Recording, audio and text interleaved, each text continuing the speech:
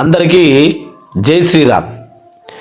AP ప్రజల పట్ల, దివ్యాంగుల పట్ల, వృద్ధుల పట్ల ప్రభుత్వానికి శ్రద్ధాభావం ఉందా అంటే లేదు అని మనకు ఆల్రెడీ అనిపిస్తూ ఉంది. చంద్రబాబు నాయుడు ఒక సీఎం ప్రవర్తన ఏ విధంగా ఉండాలి, ఒక దివ్యాంగుల పట్ల, వృద్ధుల పట్ల, కండరాల వ్యాధితో బాధపడుతున్న వారి పట్ల ఏ విధంగా ఉండాలి శైలి అంటే ఆయన ఆ విధంగా లేదు. ఎందుకంటే మన భారతదేశంలోనే ధనిక సీఎం. డబ్బు విలువ అయ్యా నీకు తెలియకపోవచ్చు, కానీ ఎవరైతే దివ్యాంగులు ఉన్నారో వాళ్లకు డబ్బు నెల నెలకు పింఛని వస్తేనే దాని మీదనే ఆధారపడి బతికే బ్రతుకులు, వాళ్ళ జీవనాలు. కాబట్టి ఖచ్చితంగా నువ్వు దివ్యాంగుల మీద చేస్తున్నటువంటి ఈ యొక్క చదరంగ పాటను బంద్ చేయాలని కోరుకుంటా ఉన్నాం. ప్రజలారా ఒక్కసారి ఈ వీడియోలో మీరు చూడుర్రి. ఆయన పొందుపరిచినటువంటి దివ్యాంగులకు 80% కంటే ఎక్కువగా ఉంటే 15,000 ఇవ్వాలి. 80% కంటే సదరన్ సర్టిఫికెట్లో ఎక్కువగా పర్సంటేజ్ ఉంటే 15,000 ఇవ్వాలని ఆయనే చెప్పిండు. ఆల్రెడీ ఒక దగ్గర ప్రెస్ మీట్లో ఫోజిస్తూ 15,000 రూపాయలు ఈ అవ్వకి ఇచ్చిన 1వ తారీఖు నాడు. మరి అదే ఒక విశాఖపట్నంలో వేరే 3 సంవత్సరాల యువకుడికి పింఛని రద్దవుతున్నట్టు నోటీసు వచ్చింది. పింఛని కూడా రాలేదు. ఎందుకు మరి? ఒక దగ్గరనేమో నువ్వు 15,000 పింఛని పంపిణీ చేసినా అని ఫోటోలకు ఫోజిస్తూ ఉంటావు, ఇంకో దగ్గరనేమో పింఛని రాలేదని వాళ్ళు మన కలెక్టర్ ఆఫీసుల దగ్గర పడిగాపులు కాస్తూ ఉన్నటువంటి దృశ్యాలు మనకు కనబడతా ఉన్నాయి. ఇప్పుడు మీకు సాక్ష్యాలను రుజువు చేసి మన సీఎం గారి చంద్రబాబు నాయుడు గారి ఊసరవెల్లి నాటకాన్ని బయట పెడితేనే అర్థమయ్యేది. ఫస్ట్ మన సీఎం చంద్రబాబు నాయుడు మనకు ఏమని చెప్పినాడు, పెన్షన్లు రావాలంటే ఏమని చెప్పినాడు అనేది ఫస్ట్ చూద్దాం. ఇక్కడ చూడ్రి, పింఛన్దారుల్లో టెన్షన్. అనర్హుల దాదాపు 1,00,000 మంది దివ్యాంగులకు ప్రభుత్వ నోటీసులు అందుకున్న వాళ్ళు పింఛన్ కోసం తీవ్ర ఆందోళన. మరి ఆందోళన చేస్తుంటే నువ్వేం చేసినావో కూడా చూపిస్తా. పింఛన్దారుల్లో టెన్షన్ ఉంది కదా, అనర్హులకు. ఇది మనం చదువుకున్నాం కాబట్టి లక్షలాది మంది దివ్యాంగులకు పింఛన్ వాయిదా వేసిండు ఈ దొర, మన ధనిక సీఎం. ఇది చూడురి, ఇది నిన్న మీరు ఆల్రెడీ పేపర్లో చూసే ఉంటారు. అభివృద్ధి ఎవరిదో, విద్వాంసం ఎవరిదో చూసుకుందామంటూ రాజంపేట్ మండలంలో ఒక మహిళకు పింఛని ఇస్తున్నటువంటి పింఛని ఇచ్చి మాట్లాడుతున్న చంద్రబాబు నాయుడు ఎంత ఇచ్చినాడు అంటే సూపర్ 6 పథకాల నుంచి ప్రాజెక్టుల దాకా. ఇది మన సీఎం చంద్రబాబుకు వైసీపీ జగన్మోహన్ రెడ్డికి ఉన్నటువంటి ముచ్చట. ఇది ఎక్కడంటే రాజంపేట మండల సభలో ముఖ్యమంత్రి ఉద్ఘాటన. ఇక్కడ ఎవరైతే మహిళ ఉందో ఈమెకు 80% పైగా ఉందట దివ్యాంగులు. ఈమెకు 15,000 రూపాయలు పింఛని మంజూరు చేసినాడు, చేతికిచ్చినాడు. మరియు ఈమెకి ఇచ్చినట్టే 15,000 రూపాయలు అంటే ఈమెకి ఇచ్చిందని నేను ఏం విమర్శిస్తలే. ఈ తల్లికి ఇచ్చినట్టుగానే అందరికీ ఇవ్వాలి కదా, అది నేను అడిగేది. ఇక్కడ మనకేమని చెప్పిండు, పింఛని అర్హతలు అండ్ షరతులు మనకేమున్నాయి ఇక్కడ. హెల్త్ పింఛన్ కనీసం 15,000 వరకు మాత్రమే అర్హులు, అంటే 15,000 ఉండాలి హెల్త్ పింఛన్.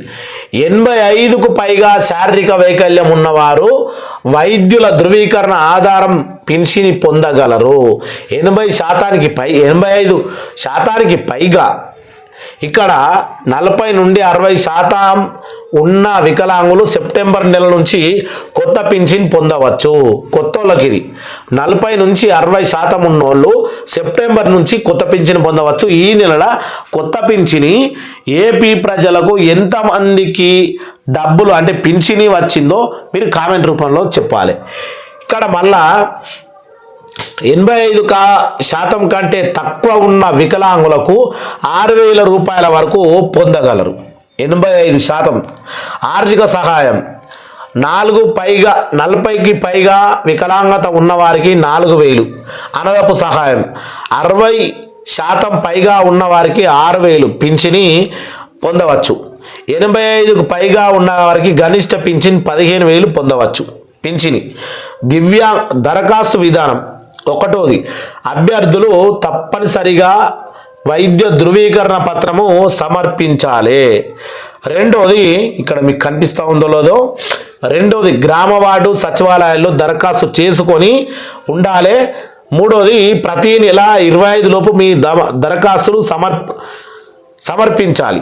నాలుగవది, కొత్తగా అర్హులైనటువంటి వాళ్ళు 30 రోజుల్లోగా పింఛను కోసం అప్లై చేసుకోవాలి.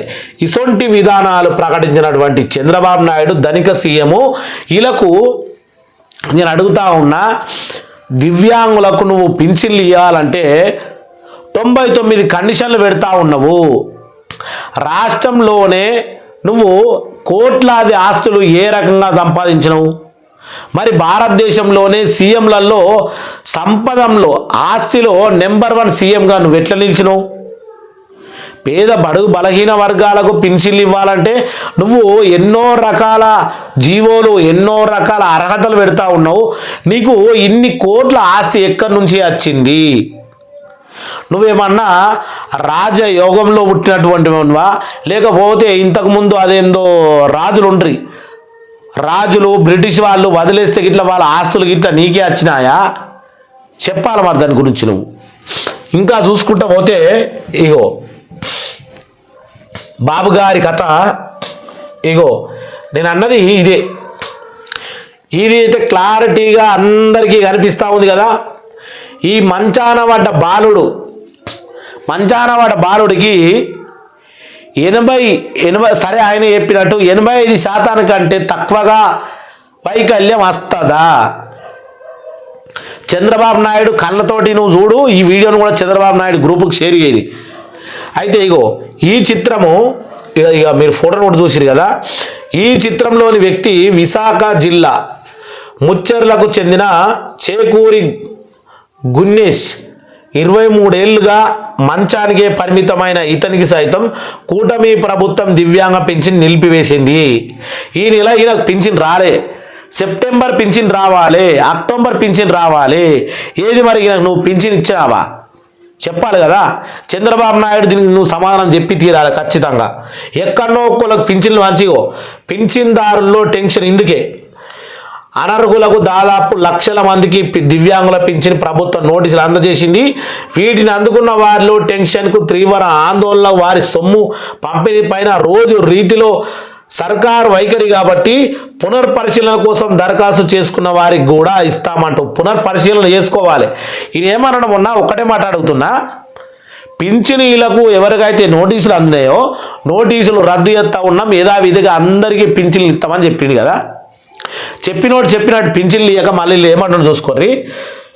పునః పరిశీలన కోసం దరఖాస్తు చేసుకున్న వారికి ఇస్తామంటున్న అనుకూల మీడియా లీకులు. మళ్ళా దివ్యాంగులు కాని వారికి దొంగలకు పింఛన్లు ఇస్తున్నారంటూ స్వయంగా ప్రచారానికి తెరలేపిన సీఎం చంద్రబాబు నెల రోజులుగా కురువైన దివ్యాంగ లబ్ధిదారులు, కునువైన అంటే వీళ్ళు తిరుగుతూ ఉన్నారు. ఆఫీసులు, ఎంపీడీఓలు, కలెక్టర్ ఆఫీసులు ఎన్నో రకాలుగా తిరుగుతూ ఉండి కుంగిపోతూ ఉన్నటువంటి, ఆల్రెడీ వాళ్ళ అవయవాలు సరిగ్గా లేక కుంగిపోతున్నటువంటి వీళ్లకు నువ్వు కల్పించిన దుస్థితి ఏ విధంగా ఉంది అంటే ఈరోజు ఆంధ్రప్రదేశ్లో ఇదొక ఘనకార్యము, గణనీయం. వీళ్ళ పాపం ఊరికే వదిలిపెట్టది. కాబట్టి ఖచ్చితంగా నువ్వు దీనికి స్పందించి ఎవరైతే అర్హులైనటువంటి వాళ్ళను మంచాన పట్టినటువంటి 23 ఏళ్ళుగా మంచంలో పడుకున్నటువంటి యువకునికి కూడా నువ్వు పింఛని నిలిపివేసినావంటే మళ్ళీ దీంట్లో ఎవరు జోక్యం చేసుకుంటలేరంటే నువ్వే కదా. ఇక్కడ స్వయంగా ప్రచారానికి తెర తీసిన సీఎం చంద్రబాబు. మరి నువ్వే ప్రతి విషయాన్ని నువ్వే తెరదీస్తూ ఉన్నావు. ఏదైతే జగన్మోహన్ రెడ్డి హయాంలో దొంగ పింఛన్లు మంజూరు చేసుకున్నారు, దొంగ పింఛన్లు పొందుతూ ఉన్నారు. ఎవరు పొందుతూ ఉన్నారు? ఈయన పొందుతూ ఉన్నాడా దొంగ పింఛని? ఈయన పొందుతూ ఉన్నాడా? లేదు కదా. మరి ఈయనకి ఇవ్వాలి కదా పింఛన్ నువ్వు. అది నేను కోరుతా ఉన్నా. ఇంకా ఇప్పుడు మనం చూసుకున్నటువంటి మొత్తము ఆల్రెడీ మన ఛానల్లో ఎన్టీఆర్ భరోసా పింఛన్ వెబ్సైట్లో కూడా మీకు వీడియో చేసి చూపించిన. ప్రభుత్వం యొక్క కండిషన్లు, ప్రభుత్వం ఏ రకంగా చెప్పింది ఏంది, దానికి అందరం లోబడి ఉండాలి. ఖచ్చితంగా సీఎం చంద్రబాబు గారు ఇచ్చినటువంటి వాగ్దానం అంటే ఇచ్చినటువంటి అక్కడ మనకు ఉంటాయి కదా కండిషన్లు, ఆ కండిషన్ల మాదిరిగా మనం కంపల్సరీ ఉండాలని చెప్పుకున్నాం. కానీ ఈయన కండిషన్లకు విరుద్ధంగా ఉన్నాడా, కండిషన్ల మాదిరిగా ఉన్నాడా? ఆయనకు 15,000 పింఛన్ రావాలని ఆయన గోడు, ఆయన బాధ. ఆయనకు 15,000 పింఛని రాక మొత్తానికి పింఛని నిలిపివేసిరంటే ఎంత దుర్మార్గం అనేది ప్రజలు ఆలోచన చేయాలి. ఇక ప్రతి ఒక్కరు ఈ వీడియో చూసిన వారు దయచేసి అందరికీ షేర్ చేయగలరని కోరుకుంటున్నా.